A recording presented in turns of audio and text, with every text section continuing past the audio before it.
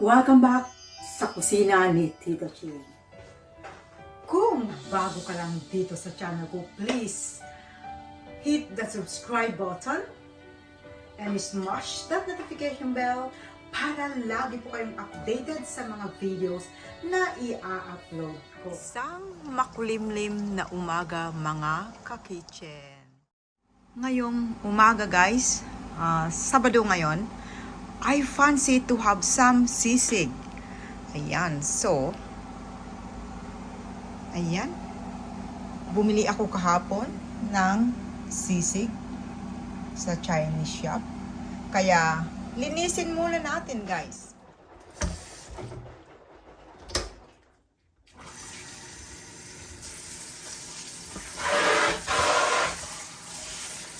Malinis na siya.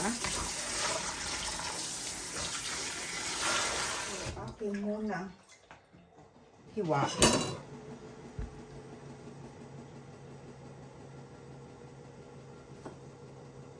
Para magkasya sa air fryer. Ang gagawin natin guys ay air fryer natin to. Gagamit tayo ng air fryer.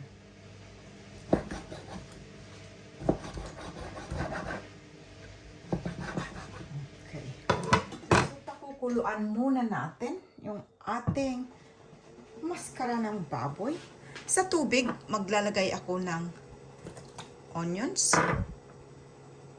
bawang, whole black pepper, konting salt. Ayan. Then, pakulo natin. Malinis guys yung nabili ko. Malinis.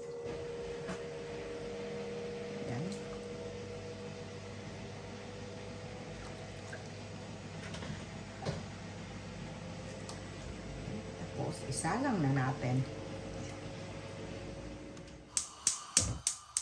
Okay. So, isalang ko lang muna. Pakuloan ko dyan ng about 45 minutes. Habang inaantay natin na kumulo, hiwain na natin. Kumulo yung ating meat. Hiwa-hiwain muna natin yung ating onion.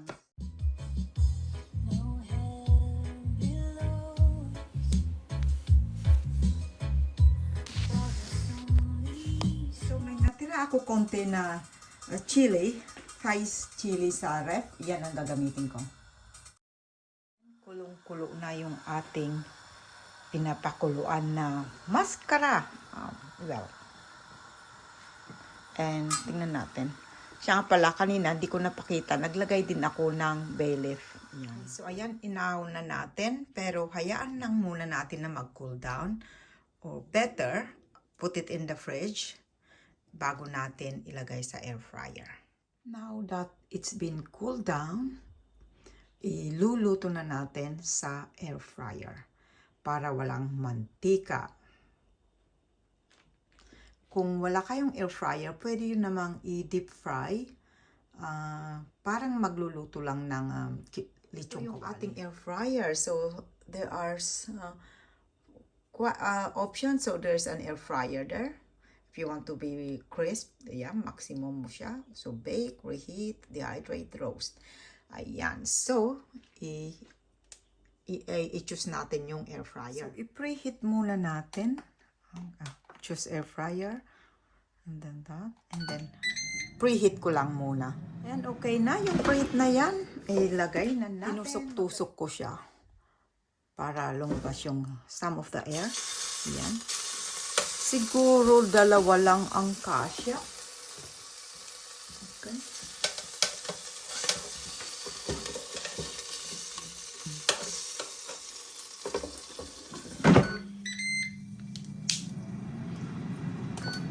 I will reset para 20 air fryer start. Yeah, 20 minutes. Okay. See ya and we'll see. Nakaset po siya, naka-preset po yung ating air fryer ng 20 minutes. But then of course you have to check every now and then kung Baka naman masunog. Okay? After 5 minutes, i-check natin kung pwede nang baliktarin. Ibaliktad ko muna. Ayan, medyo ano na siya. Ayan. Balibaliktarin once in a while para pumantay. So, pasok ulit natin. Ang kaigihan lang guys ng air fryer ay walang tilamsik. Diba? Huwag kang mag-alala na mamatilamsikan ka. Guys, may tip ako ngayon na ibibigay. Ayan. Ito gagamitin ko pang garnish yung dahon. Ito, after siguro 7 days ito, tumubo ulit. Yung, alam nyo, pag yung pinagtanggalan nyo ng spring onions, wag nyong itatapon yung pinaka-roots niya. Ibinabad ko lang siya sa tubig, sa baso, sa tubig. And then, after 7 days, tumubo siya. Ayan. So, ngayon, pwede ko na ito gamitin na pang-garnish ko lang. Diba? Nakatipid ako ng how many pennies kaysa bumili ako ng panibago. Diba? So, natignan natin after 20 minutes. Wow. Ayan, after 20 minutes. Yan, malutong. Tagtarin na natin ito. Gusto ko ihiwalay yung... Okay. Ayan, malutong. Hiwalay natin yung laman.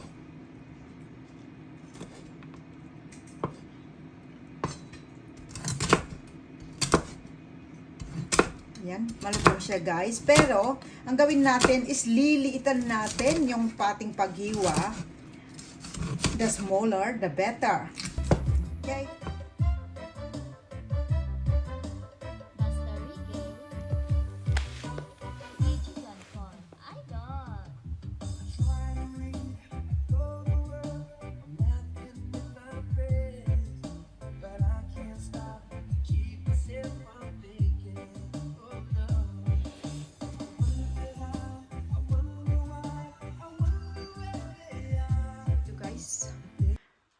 Ready na tayo magluto, gumawa ng yung ating sisig. So, ipagpatuloy na natin. Ayan na, nahiwa-hiwa na natin ng maliliit.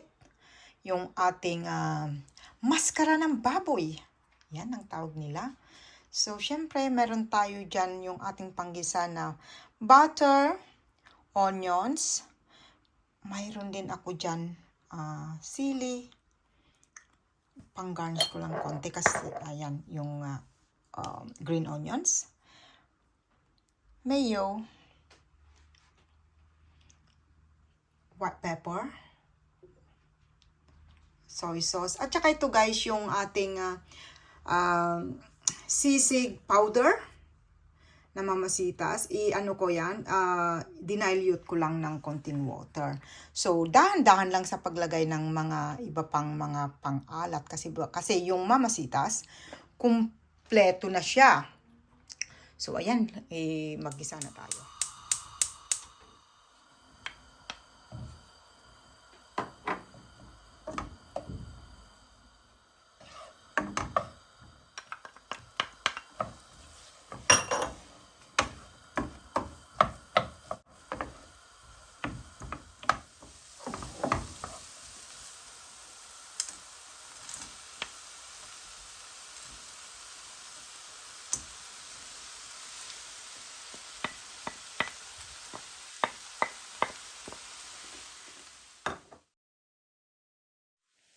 Maglalagay ako ng konting oyster sauce. Konti lang kasi mamaya mayroon tayong yung mamasitas. Baka masobrahan. Yan. So, halu-haluin lang natin. Sili. So, depende na sa inyo guys kung gaano kadaming sili ang gusto nyo. Kasi yung mamasita, may sili na rin yun. Bakas masobrang anghang. And then, ilagay na natin yung brown pepper. And again, dahan-dahan lang ito bagay. Mas maigi magdagdag, mas madali magdagdag kaysa magbawas. Soy sauce. Hindi ko muna lalagay.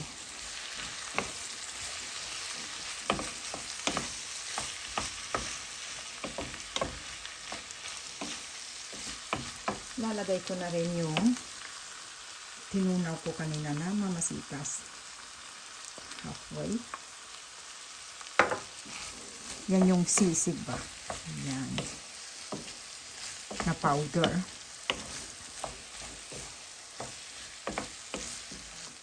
Masarap ito na pampulutan sa tag-ulan na panahon. Lagay ko na yung aking green onions.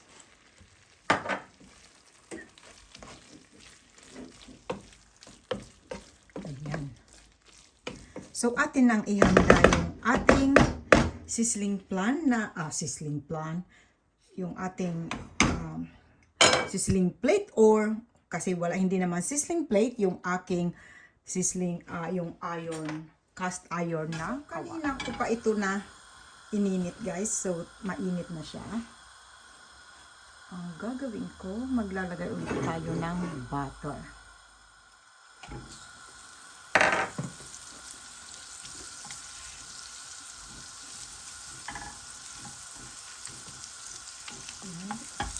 Okay.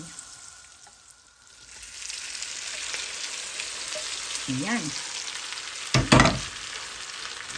Ito lang natin ng konting. Ayan.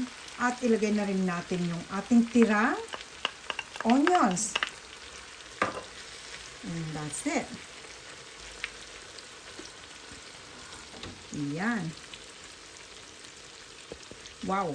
Sarap ang ating, kung anong gusto nyong, ano bang paborito nyo na i-pair sa ating sizzling maliban sa pulutan. Sisig. Yan. Ako, rice pa rin syempre. Yan.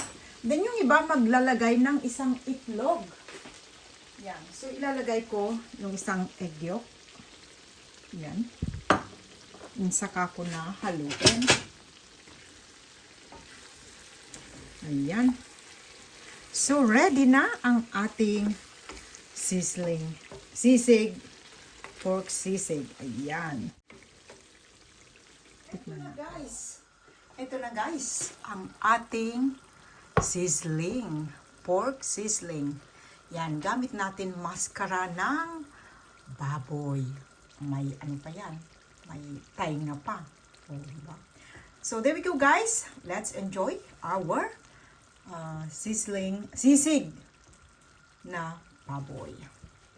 Kain na tayo guys.